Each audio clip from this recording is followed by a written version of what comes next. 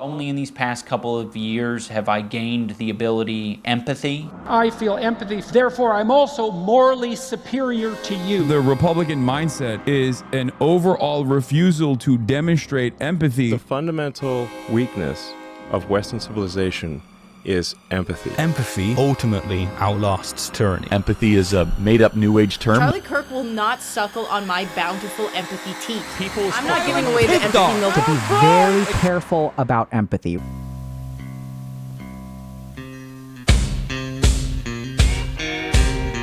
We have been fighting an escalating conflict for years now. A conflict in which there doesn't seem to be victims or casualties at first. And that's because it's a culture war. Why do people fight culture wars? For the right to define reality itself. Culture wars have real-world consequences, and the more our civilization exists online, the more culture wars will define the world we live in and the way we live it. You're in no position to dictate what we're going to feel. There are many battlegrounds in our culture war, but empathy has become one of the largest and most vicious. And that's because empathy is an issue that covers so many of the fault lines in our culture wars. The individual versus the group, male versus female, head versus heart, red pill versus blue pill. So what is this thing everyone is fighting over? I'm busy. Why do I care? If only someone could explain empathy in under 1 minute. In the olden days, the days before empathy, times were brutal. Man would murder or enslave or not listen to their wives without the slightest feelings of guilt, all until the Great Awakening. I feel your pain. Empathy had taken on a political hue.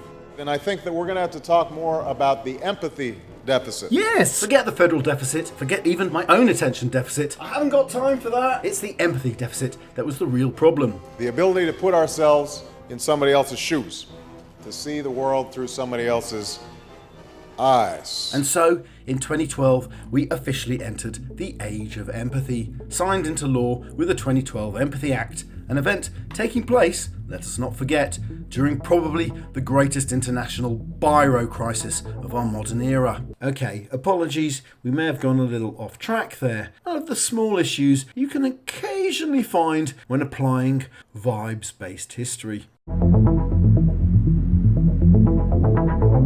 Empathy is the ability to feel and understand someone or something else's emotions, and it's been around for a long time, perhaps as long as we've been around, recognisably as humans. However, although empathy itself has existed for millennia, discussion of it has only really taken place very recently. The word itself is only a little over 100 years old, being first coined in 1909 by the British psychologist Edward Titchener. And even then, for most of the 20th century, there's barely a whiff of the term. And then, in the 1990s, scientists discover what are called mirror neurons. Neurons that fire in similar parts of the brain when you do an action as when you observe someone else doing the same action. It's why you wince when you see someone else hurt themselves. In other words, some kind of empathy system is hardwired in our brain. And so we enter the 21st century and the internet revolution, and boom! Suddenly the word empathy is everywhere. In the 30 years between 1990 and 2020, there's a 300% rise in use of the word in book titles, and during the same period, a near vertical 1,500% rise in the word in the titles of medical studies. Suddenly, empathy, or at least discussion of empathy, is everywhere.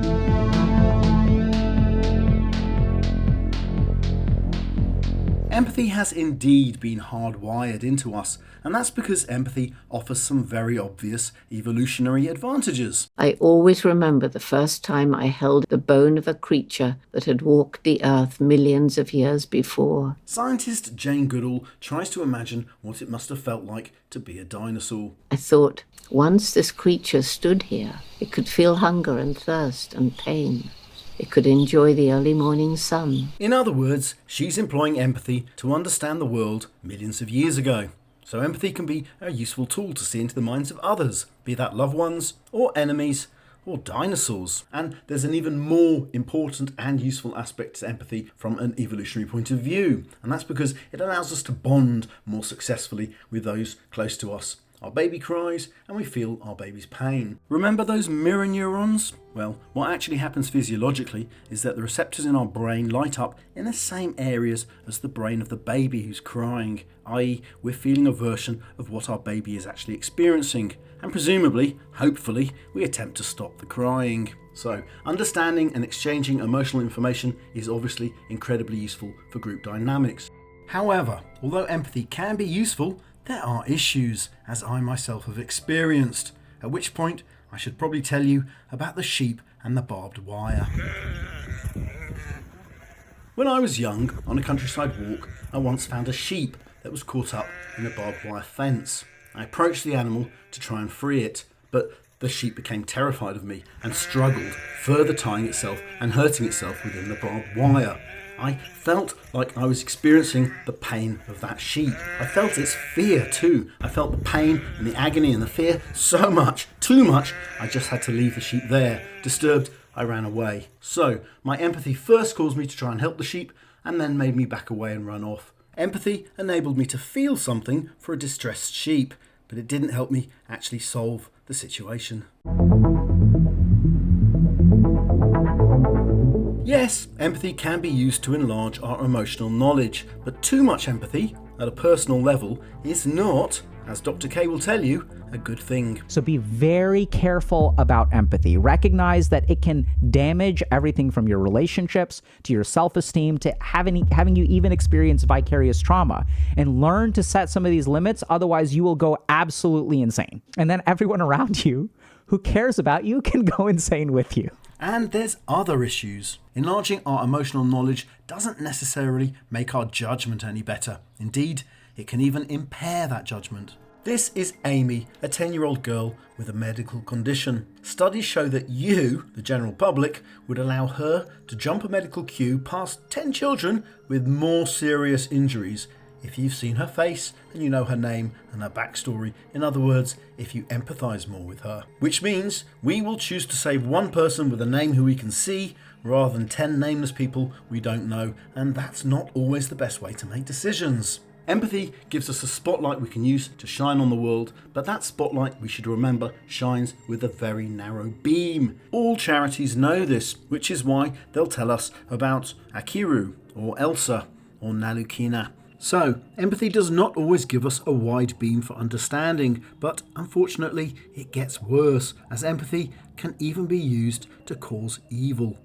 We may shake our head at a mob out to lynch an innocent black man without understanding how that mob was, in its own turn, stoked to rage by tales of black men essaying white girls. Empathy, in other words, can be used to make people feel more for one group of people and therefore stoke up anger against another group of people seen as outsiders.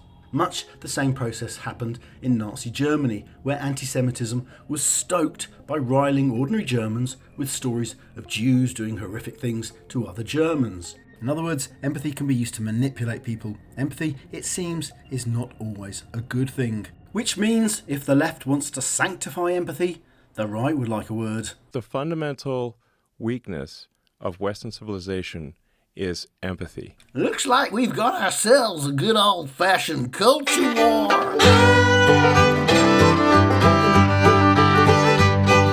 This is one of the true pathologies of the empathic collectivists, is that they presume that their reflexive empathy marks them out as morally superior. Yes, empathy is used to make progressives feel superior. Suicidal empathy results in you caring more about the perpetrator than the victim. That's suicidal empathy. No, hang on. It's suicidal empathy. Yes, that's the problem. Suicidal empathy. People's performative empathy ends up creating problems for other people instead of the people that they're being empathetic toward. No, sorry, that's performative empathy. That's the issue. We feel sorry for people that look like us, and the people that look a bit different, it's whatever. Because we have selective empathy. That's selective empathy. Selective empathy, that's the issue. They're exploiting a bug in Western civilization, which is the empathy response. Well, actually, yes, it's more of a bug in our programming. I can't stand the word empathy. Actually, I think empathy is a made-up New Age term. Okay, empathy doesn't even exist. Look, I don't know. The political right is not exactly consistent on its problem with empathy. It seems there are issues, but they're rather selective and not exactly coherent. Taken as a whole, it seems more of a knee-jerk reaction. If we take a step back, we might say the right associates the issue with the feminisation of our society, and it has issues. So how about the left? Well, there seems to be incoherence there as well. There's a rather ugly expression I've often heard in more progressive circles, and that's the phrase lived experience. In my life, my lived experience. My lived experience. Lived experience. Lived experience. My lived experience, your lived experience is one that it's undeniable. Undeniable? Allow me to deny it, using the concept of empathy. The idea seems to be that you cannot truly understand someone else's life if you haven't actually experienced it yourself. The lived experience. If you're not black, you cannot empathise with the black experience. If you're male, you can't empathise with the female experience. If you're straight, you cannot empathise with being gay, which seems to me to be the precise opposite of empathy. Again, think back to our crying baby. We react to our baby's tears not because we have a lived experience of being a baby and remember what it's like to cry. It's much more direct than that. We see the crying, pain receptors in our brain light up, we feel the pain, and we try and help the baby. Which means, yes, we can all empathise with all of our fellow humans, whatever their colour or gender or sexuality. We humans can empathise with a lot more than that. I can empathise with a sheep. Jane Goodall can empathise with a bone. We can even empathise with rocks, as demonstrated in the film Everything, Everywhere, All at Once. Look, this really isn't that complicated. Empathy is a useful sense. However, it can get oversold or manipulated or overexperienced. So empathy is not a superhuman quality, but neither is it a flaw. Or, as Elon Musk described it, a bug in Western civilization, which is the empathy response. Hang on, remember those motor neurons? Well, research has shown that increasing an individual's sense of power decreases the activity of motor neurons. In other words, when you feel vulnerable, you're more likely to empathise with the world. But the more power you obtain, your brain actually becomes structured to be less empathetic. Power, it seems, corrupts neurologically. Listen to Musk's empathy system in action as he discusses seeing a homeless person. People don't understand like the homeless thing because it sort of preys on people's empathy. And I think we should have empathy and we should try to help people. But like when you meet like, you know, somebody who's like totally dead inside, shuffling along down the street with a needle dangling out of their leg. I mean, you see these videos of people that are just shuffling. You know, they're on fentanyl. They're like, you know, taking a dump in the middle of the street. You know, and they got like open sores and stuff. They're not like one drop offer away from getting back on their feet. Do you notice the incoherence of Musk's point of view? How he describes meeting this homeless guy, then seeing him on a screen. This is not a man that sees his fellow human beings as fellow human beings. But then it turns out, if you're planning to cut off aid to millions of the most desperate worldwide, empathy may not be that helpful. So, Elon Musk may be a deeply unempathetic individual, but does that mean he's wrong? Is empathy a bug in our wiring? Well, try thinking of empathy the way love was used by the 1960s peace movement. I mean, love is great and everything, but it turns out, and please forgive me St. John and St. Paul, it's not all you need. So, by all means critique love as a universal panacea, but imagine calling love a bug in human evolution. I feel I should wrap this all up, so let me do so with a case study. Indeed, the very reason I became so increasingly absorbed by the concept of empathy these last couple of years. So follow me, please, down this last rabbit hole. Only in these past couple of years have I gained the ability empathy.